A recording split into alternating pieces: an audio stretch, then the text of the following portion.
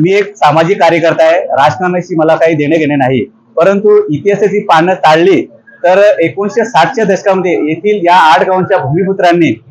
जे राज्याच्या विकासाला चालना मिळावी म्हणून आपल्या सुपीक जमिनी दिल्या. परंतु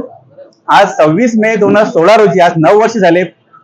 प्रोबेस कंपनीचा स्फोट झाला होता आणि आजच्या दिवशी गेल्या वर्षी दिनांक 23 मे 2024 रोजी सुद्धा अमुदान कंपनीमध्ये खूप मोठ्या प्रमाणात स्फोट झाला होता.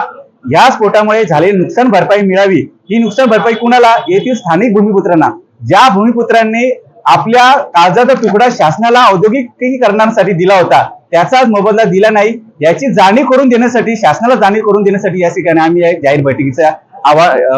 आयोजन केलेलं आहे. माझी शासनाला विनंती आहे की तातडीने या भूमिपुत्रांना न्याय द्यावा, नाहीतर जसे ही डोंबिवली महाराष्ट्र राज्यामध्येही सांस्कृतिक नगरी म्हणून ओळखली जाते, जर तुम्हाला हे इथल्या अति धोकादायक कंपनी स्थलांतर होत नसेल, भूमिपुत्रांना न्याय देता येत नसेल, तर तातडीने त्यांनी जीआर जाहीर करावा आणि या डोंबिवलीचं सांस्कृतिक नगरीचं त्यांनी रासायनिक नगरीमध्ये त्यांनी रूपांतर करावं, असे खेदजनक मी या ठिकाणी बोलतो.